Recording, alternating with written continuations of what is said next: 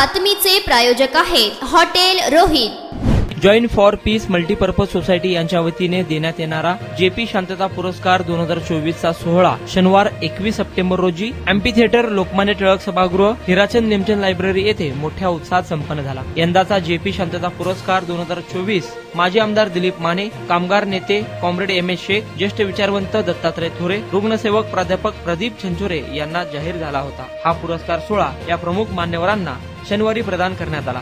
Join for peace multipurpose society यांच्या वतीने दरवर्षी हा पुरस्कार दिला जातो। तसेच संस्थेच्या वतीने वर्षभर विविध समाज उपयोगी कार्यक्रम देखील राबवले जातात। त्यातच जेपी शांतता पुरस्कार 2024 या कार्यक्रमातून सामाजिक बांधिलकी जपण्याचा उद्देश संस्थेने ठेवला आहे। माजी महापौर आरिफ शेख यांच्या अध्यक्षतेखाली हा कार्यक्रम संपन्न झाला। यावेळी संस्थेचे सचिव प्राध्यापक जैनुद्दीन पटेल, अध्यक्ष प्राध्यापक डॉक्टर जैनुद्दीन मुल्ला, उपाध्यक्ष प्राध्यापक इरफान लालकोट, सहसचिव अल्लाबक्ष सय्यद खां, खजिनदार मोहम्मद शफीक रजबरे, सदस्य प्राध्यापक अकबर खान पठाण, सलीम शिकलगर, प्राध्यापक इन्नू शेख, ॲडव्होकेट आसिफ शेख, महबूब पटेल, जावेद मुजावर, सिकंदर सरोडगी, नवाज नाईकवाडी आदी उपस्थित होते। या बातमीचा आढावा घेतला आहे लोकप्रधान न्यूज चॅनलचे पत्रकार गफूर सौदागर यांनी। शेख सर आणि आमच्या थोरे सरांचं भाषण ऐकून मला वाटलं की खरोखरच ही जे जसं आमचे सचुरे सर आहे आणि माने साहेब आहे, तर आमदार तर नाही आहे, आम्ही दोघं मिळून मुंबईला गेलो होतो। मी लवकर आलो कार्यक्रमामधून, ते मीटिंग अजून आज होती म्हणून ते थांबलेले। मी खरोखरच मुल्ला सरांना, पटेल सरांना आणि आमचे रजबरे साहेब त्यांच्या पूर्ण टीमला मनापासून धन्यवाद देतो। खरोखरच एक चांगलं तुम्ही हे जे निवडलेले पुरस्कार करते किंवा फक्त आमचे माने साहेब त्यांचे आमची ओळख आहे, त्यांचे नेते, त्यांचं काम कशा पद्धतीने आपलं काम करून घ्यायचं तांबोळी सर, ते प्रत्येक म्हणजे आपल्या वार्डामध्ये किंवा आपल्या मतदारसंघामध्ये लोकांचा कसा फायदा होईल, कसं म्हणजे आपला वार्डाचा विकास होईल या उद्देशाने त्यांनी काम केलेलं आहे। आणि त्यांचे मोठमोठे संस्था आहे, शैक्षणिक संस्था आहे, बँक आहे, असे अनेक समाज उपयोगी किंवा आपल्या शहराला आपल्या कार्यकर्त्यांना किंवा आपल्या सोलापूरकरांना कसं त्यांचा फायदा होईल या उद्देशाने त्यांचं काम आहे। त्यांच्या वडिलापासून प्रमुख आता माने त्यांच्यापासून यांनी काम केलेलं आहे। अमन का दामन थाम के बैठा हूं, लेकिन वर्ल्ड पीस डे या इंटरनेशनल पीस डे के तौर पर इस इदारे ने जो पहल की है और अपना नाम भी अमन के नाम से रखा है, तो आज के इस दिन के लिए सही मुस्तहिक ये इदारा है मुबारकबादी के कि उन्होंने कम से कम ये आलमी शांतता दिवस है, अमन दिन है, ये लोगों में ले जाने की कोशिश कर रहे हैं। वर्ल्ड पीस डे का हिस्ट्री भी पटेल साहब ने बताई। 1981 से लेकर 2001-2002 में इसको फाइनल मंजूरी मिली। मुझे लगता है 25 साल उसके पूरे होते हैं, 25वां वर्ल्ड पीस डे। और इस दिन पर हम जब वर्ल्ड पीस की बात करेंगे तो ये भी बात जैनुद्दीन पटेल साहब ने रखी कि आज दुनिया में यूक्रेन और रूस में जंग जारी, फिलिस्तीन अपनी पहचान के लिए लड़ रहा है और इजराइल उस पर हावी होने की कोशिश कर रहा है। यूनियन नेशंस, जिसे संयुक्त राष्ट्र कहा जाता है, जिन्होंने वर्ल्ड पीस डे को इंट्रोड्यूस किया, वो किस हद तक इस जंग को रोकने के लिए कोशिश कर रहे हैं, हमारे सामने का एक सवाल है। तरी पण कुठलीही अडचण मी कधीही सहन करून मी माझी फॅमिली कधीही त्या ठिकाणी नेलेली नाही, पण मी कायम मुख्यालय राहूनच काम केलेलं आहे।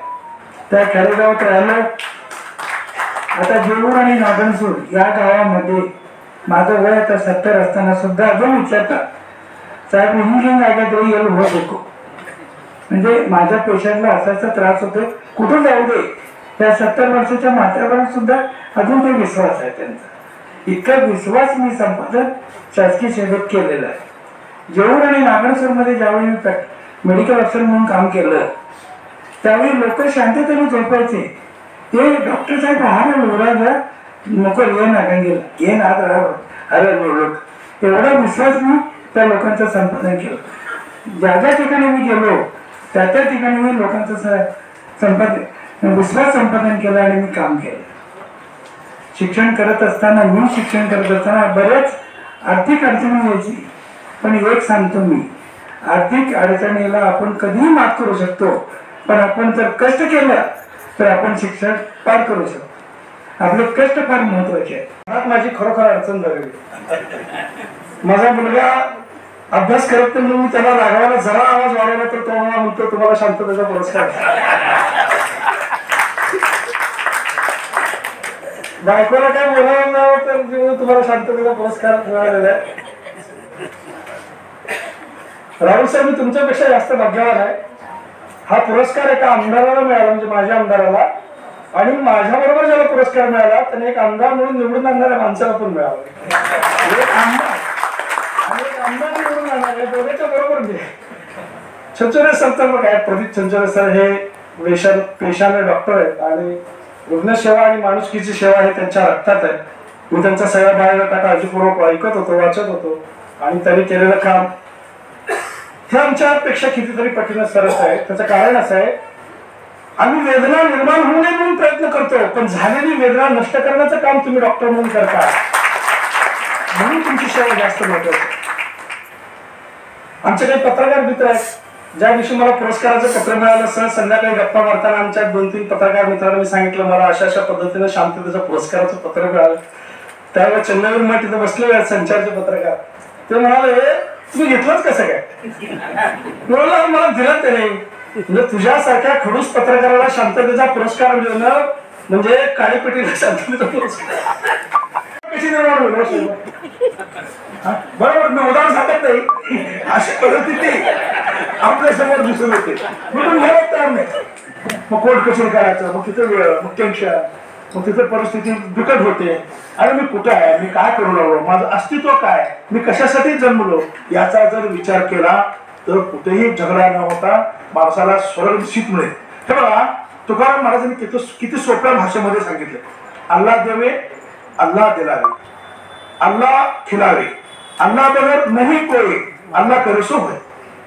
सर तुकाराम माझा वारकरी संप्रदायाचा हा जगद्गुरु आहे. हा जगद्गुरु सांगून लागलेला आहे, अल्लाच करणार आहे सर्व, अल्लाशिवाय कोण काय बाकीचं कोण काय करणार नाही, हे तुकाराम महाराज सांगतात. देवाची आधारी उभा छानावरी तिने मुक्तीच्या साधी गेल्या, हरिमुखी म्हणा पुण्याची कोण गणना कोण करी, असं सांगणाऱ्या ज्ञानेश्वर. मग देवाच्या द्वारी थांबलं तयार आहे का आम्ही?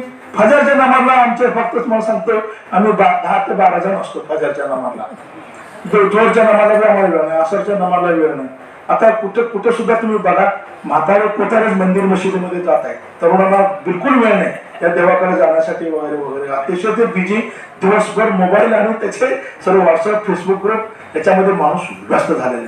त्या मोबाईलचा शोध कुणी लावला त्याच्या 1000 वेळा सत्कार केलं तरी होणार नाही बाबा, असं मला वाटतं. माननीय माजी आमदार श्री दिलीपराव माने साहेब, कॉम्रेड HM शेख साहेब, श्री दत्तात्रय थोरे साहेब, त्याचप्रमाणे डॉक्टर प्रदीप छंचुरे. या कार्यक्रम सोहळ्याच्या अगोदर सुरू करण्याच्या अगोदर जॉईंट फॉर पीस मल्टीपर्पज सोसायटीच्या बाबतीत मी थोडंसं माहिती देऊ इच्छितो. Joint for peace multipurpose society ही 2018 रोजी स्थापन झालेली आहे आणि आमच्या संस्थेचा महत्वाचा उद्देश हा आहे की मानव जातीमध्ये जे द्वेष पसरलेला आहे ते द्वेष दूर करून मानव जातीला एका विशिष्ट प्लॅटफॉर्मवर आणावं, जेणेकरून शांतता सुव्यवस्था निर्माण व्हावी. Joint for peace multipurpose society समाजातील विषमता दूर करून समाजामध्ये शांतता प्रस्थापित करण्यासाठी प्रयत्न करत आहे. त्याचाच एक भाग म्हणून आज आपण JP शांतता पुरस्कारासाठी एकत्र जमलेलो आहोत. आमच्या संघटनेकडून विविध उपक्रम चालवले जातात. त्या उपक्रमामध्ये आमच्या संघटनेकडून विनव्याजी पतसंस्था चालवली जाते, ज्याचे जवळजवळ 750 आमचे मेंबर आहेत आणि त्या पतसंस्थेमध्ये जे डिपॉझिट ठेवलं जातं त्याच्यावरती पण व्याज घेतलं जात नाही आणि जे लोन दिलं जातं त्याच्यावरती पण व्याज घेतलं जात नाही, म्हणजे हा बिनव्याजी पतसंस्था आहे.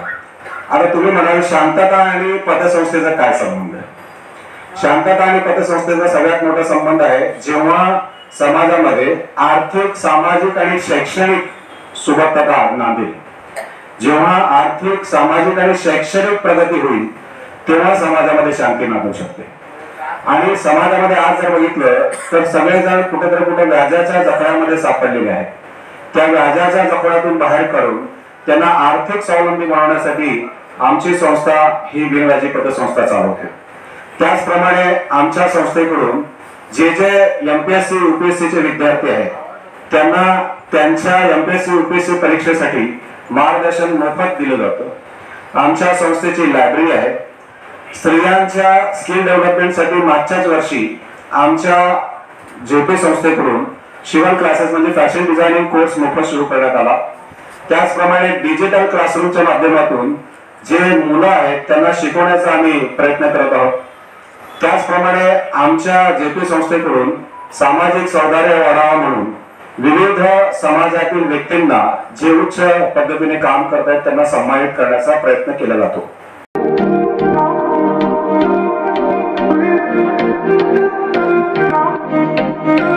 सोलापुरात व्हेज नॉन व्हेज जेवण मिळण्याचं एकमेव ठिकाण हॉटेल रोहित. चवीला टेस्ट हॉटेल रोहितचे जेवण बेस्ट.